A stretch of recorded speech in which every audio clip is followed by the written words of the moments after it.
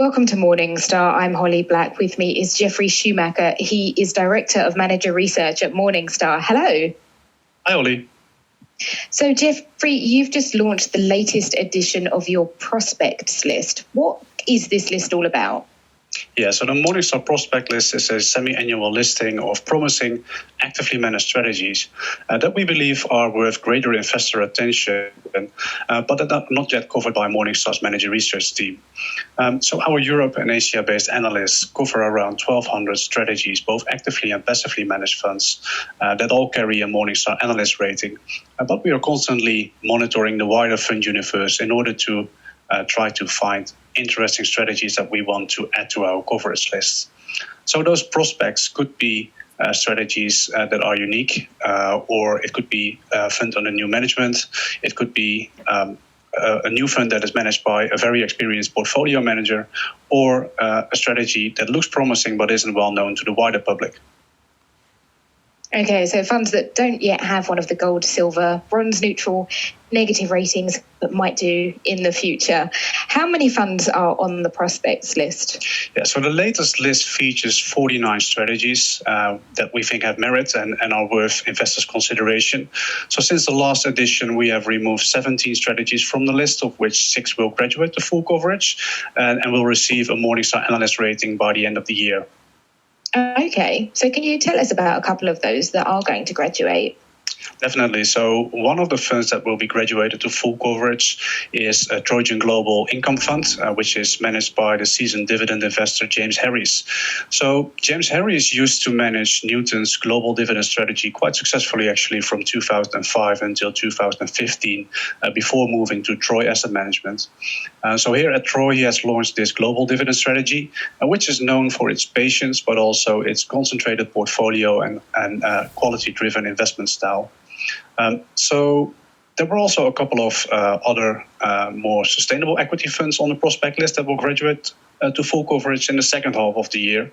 And among them was also NN European Sustainable Equity, which is managed by a seasoned trio of portfolio managers who are backed by 7 dedicated analysts.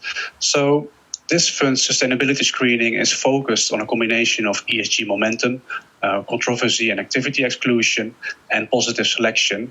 And interestingly, the portfolio managers have also increased portfolio concentration over time. Okay, so they're funds that are moving from the prospects list to a full rating. Can you tell us about a couple of the funds that are newly added to the prospects list? Certainly. So over the past 6 months, we have identified 19 new strategies that have been approved as members of the prospect list. And among them are several funds of Wellington Management, including Wellington Global Research Equity. So this multi-manager strategy benefits from the firm's 54-strong analyst team, of which 26 members are actually managing a sleeve in this portfolio. So each of the portfolio managers or analysts is focusing on his own expertise and really has developed his own investment style and process, so to say. So all these different sources of alpha have actually led to an impressive track record over time.